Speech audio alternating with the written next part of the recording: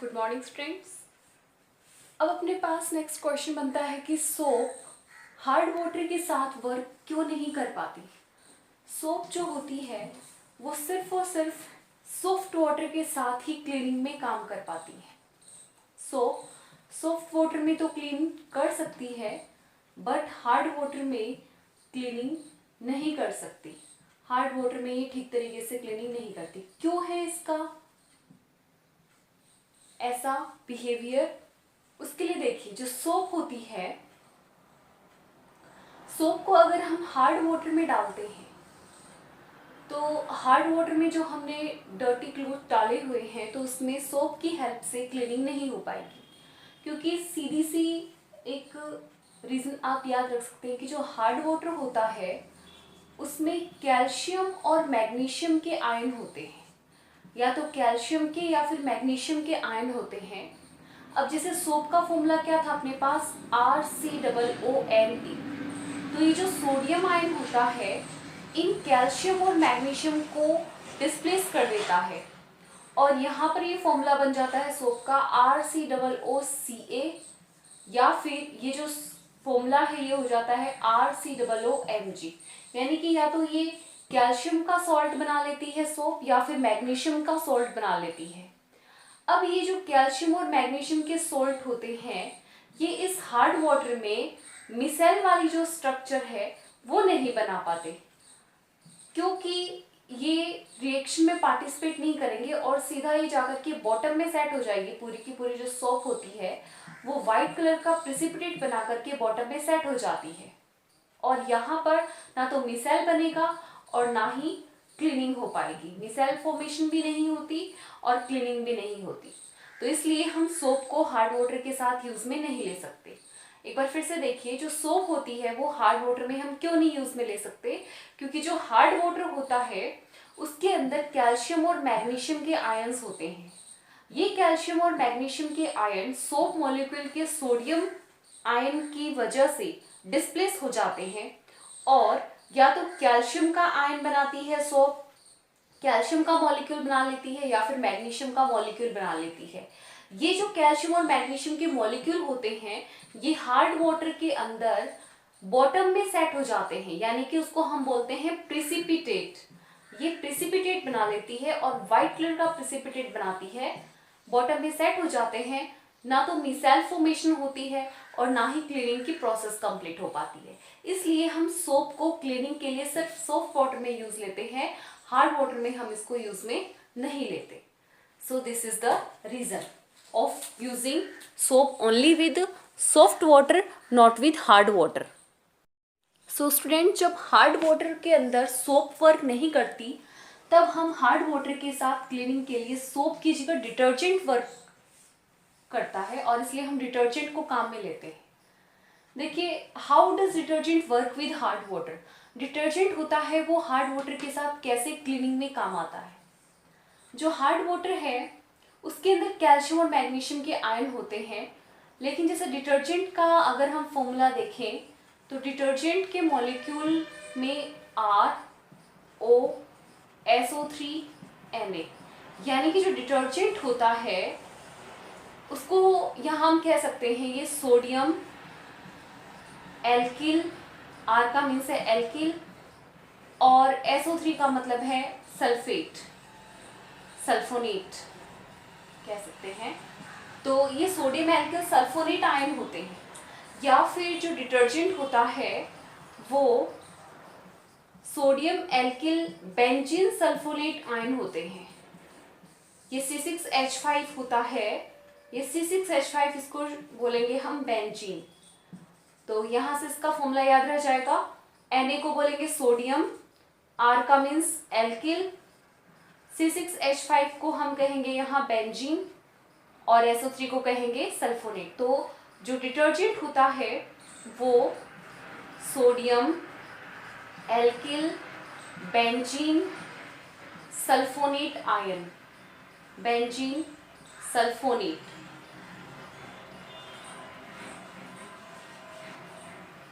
Ion होते हैं।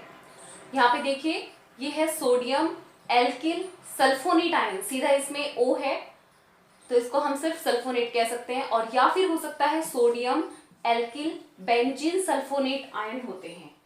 अब सोप मॉलिक्यूल में ये सल्फोनेट आयन नहीं था, लेकिन जो डिटर्जेंट होता है इसके अंदर ये सल्फोनेट आयन प्रेजेंट होता है, SO3 आयन प्रेजेंट होता है। अब हार्ड वाटर के अंदर जो स्पेसिफिक फीचर क्या था कि हार्ड वाटर में क्या पाया जाता है, हार्ड वाटर में होता है कैल्शियम और मैग्नीशियम आयन होते हैं। हार्ड वाटर के जो कैल्शियम और मैग्नीशियम आयन होंगे वो इस सोडियम के थ्रू डिस्प्लेस कर दिए जाएंगे। जैसे जो हार्ड वाटर होगा, हार्ड वाटर, उसके अंदर क्या पाया जाता है, कैल्शियम या फिर मैग्नीशियम के आयन होते हैं। और जो अपना डिटर्जेंट था, मान लीजिए सोडियम एल्किल बेंजीन सल्फोनेट, जो आयन थे डिटर्जेंट के, वो हम हार्ड वाटर के अंदर डालते हैं। तो इस बार हार्ड वाटर के जो कैल्शियम और मैग्नीशियम आयन है, इस सोडियम को अगर डिस्प्लेस कर दें तो भी कोई ज्यादा फर्क नहीं पड़ेगा, क्योंकि यहाँ साथ में क्या है, SO3, ये सल्फोनेट आयन है, चाहे तो कैल्शियम का बन जाएगा या फिर मैग्नीशियम का आयन बन जाएगा। तो ये डिटर्जेंट का फॉर्मूला अगर चेंज भी हो जाता है, यानी कि ये सोडियम डिस्प्लेस हो जाता है, उसके बाद भी हार्ड वाटर के अंदर ये नीचे बॉटम में सेट नहीं होगा। ये जिस तरीके से हमने पढ़ा था कि सोप सॉफ्ट वाटर में कैसे क्लीनिंग करती है, वैसे ही डस्ट कोई क्या कर देता है, कैप्चर कर लेता है और एक मिसेल स्ट्रक्चर बना लेता है, यानी कि कई सारे मिसेल्स बना लेगा। क्योंकि ये जो सल्फोनेट, कैल्शियम के सल्फोनेट आयन, से का मतलब हो गया कैल्शियम, और SO3 है, यानी कि इसमें क्या बोलेंगे हम, ये कैल्शियम सल्फोनेट की लॉन्ग चेन बनाता है। यानी कि पहले से लॉन्ग चेन तो था हमारे डिटर्जेंट के अंदर, लेकिन हार्ड वाटर की वजह से यहाँ पर आयन कैल्शियम और मैग्नीशियम हो गए, बट इसके अंदर सेफ्टी के लिए ये सल्फोनेट आयन होता है। ये सल्फोनेट आयन है, इसकी वजह से यहाँ पर बन गया कैल्शियम सल्फोनेट, या फिर क्या बन जाता, मैग्नीशियम सल्फोनेट बन जाता। तो ये जो कैल्शियम सल्फोनेट और मैग्नीशियम सल्फोनेट होते हैं, ये हार्ड वाटर के अंदर भी झाग बना सकते हैं, लेदर बनाते हैं ये, और हार्ड वाटर के अंदर भी ये क्लॉथ की सरफेस के ऊपर डस्ट को या फिर जो इम्प्योरिटीज होती हैं उसको मिसेल के साथ ले आते हैं। तो ये जो मिसेल होते हैं वो डस्ट की को सेपरेट करने के काम में आएंगे, और इस तरीके से क्लीनिंग में, जैसे कि सोप क्लीन करती है मिसेल बना करके डस्ट को, वैसे डिटर्जेंट क्लीन करता है। देखिए सिंपल सी बात है, जो डिटर्जेंट होता है, डिटर्जेंट के अंदर सोडियम एल्किल बेंजीन सल्फोनेट या फिर सिर्फ सोडियम एल्किल सल्फोनेट आयन होता है। स्पेशल इसमें सल्फोनेट आपको ध्यान रखना है, सल्फोनेट आयन होता है। इस सल्फोनेट आयन की वजह से हार्ड वाटर के अंदर पहले से प्रेजेंट कैल्शियम और मैग्नीशियम आयन अगर सोडियम को रिप्लेस भी कर देते हैं तो भी यहाँ सल्फोनेट ऑफ कैल्शियम या फिर सल्फोनेट ऑफ मैग्नीशियम का मॉलिक्यूल बन जाता है। और ये जो मॉलिक्यूल है इसके अंदर लॉन्ग चेन भी है और आयनिक एंड भी है, और ये जो लॉन्ग चेन है ये तो डस्ट के साथ अटैच हो जाएगी, और जो आयनिक एंड होता है ये वाटर के साथ अटैच हो जाता है, और जो स्ट्रक्चर बनती है उसको हम कहेंगे मिसेल।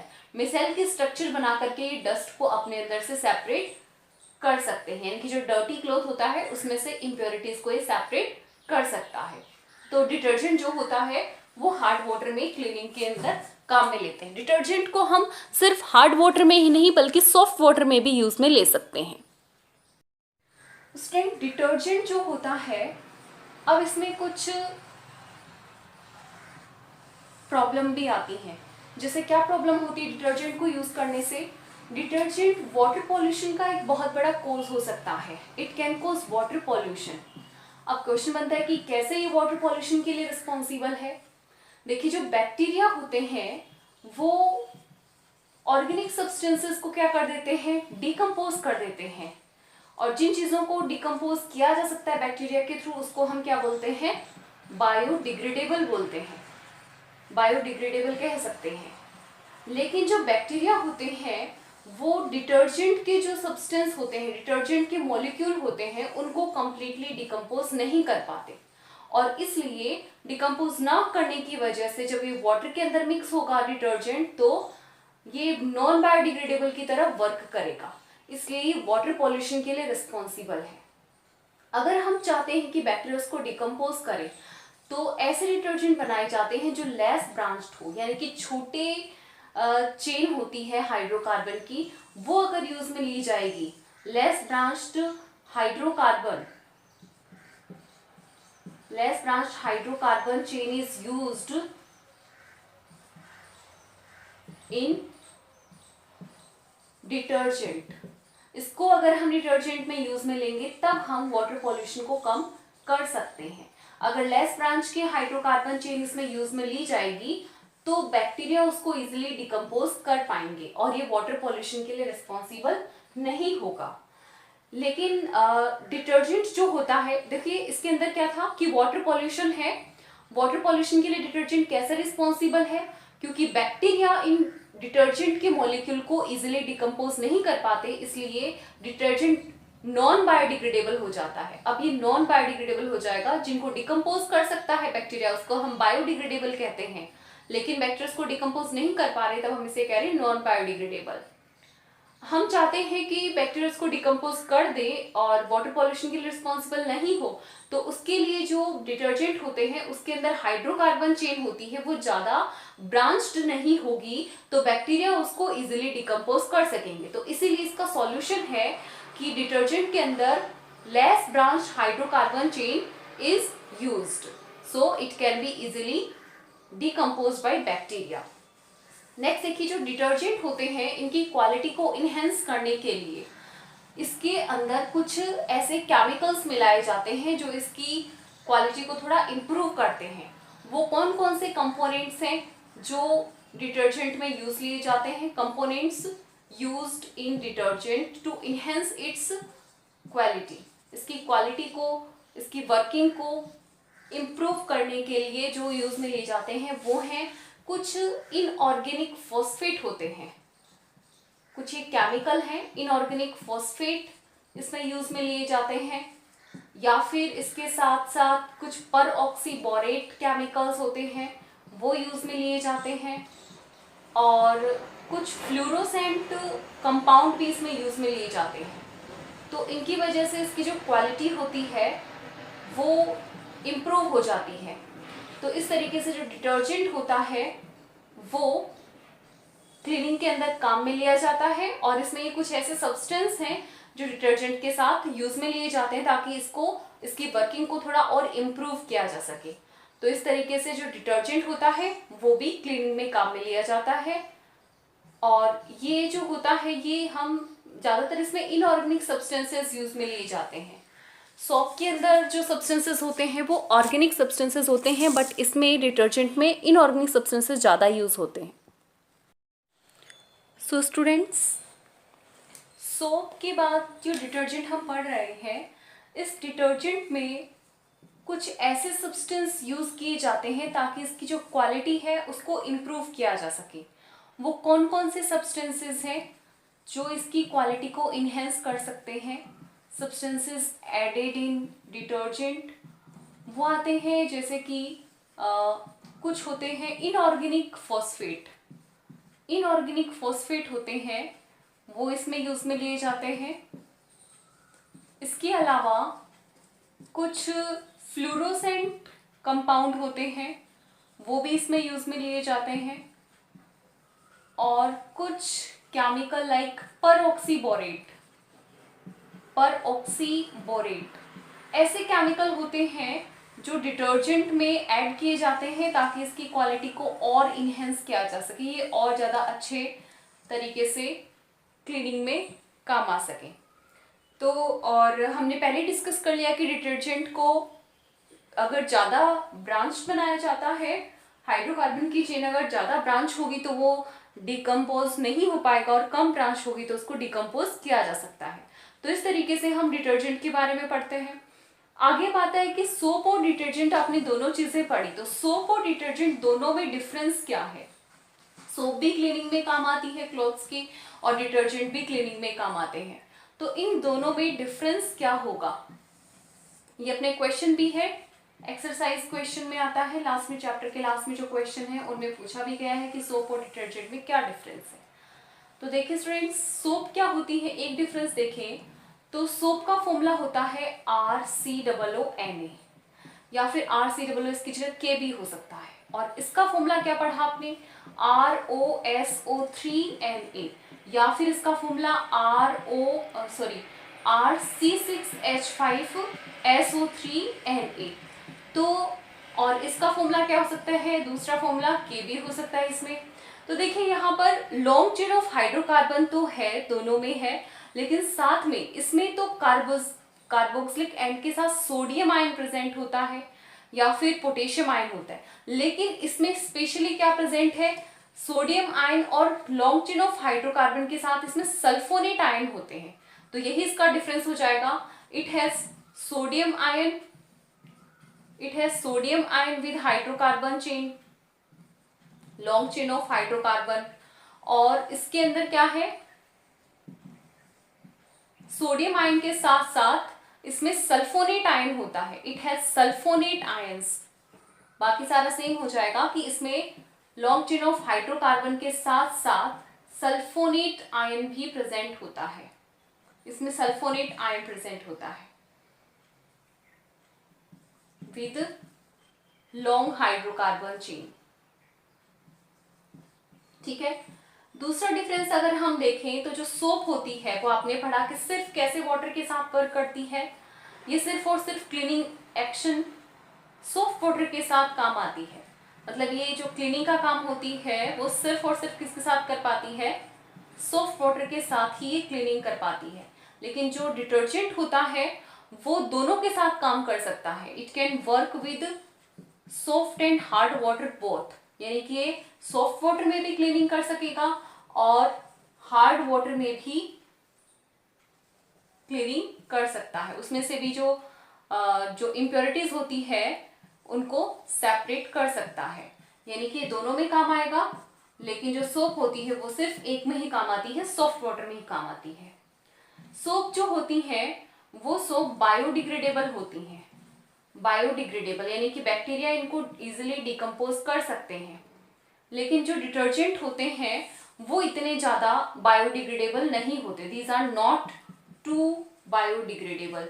क्यों नहीं होते, अपने अभी रीज़न पढ़ा था इसके बारे में कि जो डिटर्जेंट होते हैं, ज़्यादातर डिटर्जेंट की जो ब्रांच होती हैं वो बहुत ज़्यादा होती हैं, इसलिए उसको डिकम्पोज नहीं कर पाते। इसलिए यहाँ लिखा है कि नॉट टू बायोडिग्रेडेबल, एकदम कंप्लीटली नॉन बायोडिग्रेडेबल नहीं लिखा। अगर उसकी ब्रांच कम बनाई जाएंगी तब तो वो बायोडिग्रेडेबल ही बन जाएगा। दूसरा जो सोप होती हैं वो ऑर्गेनिक कंपाउंड होते हैं, सोप आर ऑर्गेनिक कंपाउंड। और जो डिटर्जेंट होते हैं उसके अंदर इनऑर्गेनिक कंपाउंड भी यूज में लिए जाते हैं। इट हैज इनऑर्गेनिक कंपाउंड्स इसमें यूज में लिए जाते हैं। तो इस तरीके से हम सोप और डिटर्जेंट को डिफरेंशिएट कर सकते हैं कि इसमें तो लॉन्ग चेन के साथ सोडियम या पोटेशियम आयन होता है कार्बोक्सिलिक एंड के साथ, इसमें सोडियम आयन के साथ साथ एल्किल भी है, यानी कि इसमें सल्फोनेट आयन प्रेजेंट होता है। सीधा सा डिफरेंस है, इसमें तो सोडियम आयन है लॉन्ग चेन के साथ और इसमें सल्फोनेट आयन होता है लॉन्ग चेन के साथ, लॉन्ग चेन ऑफ हाइड्रोकार्बन के साथ।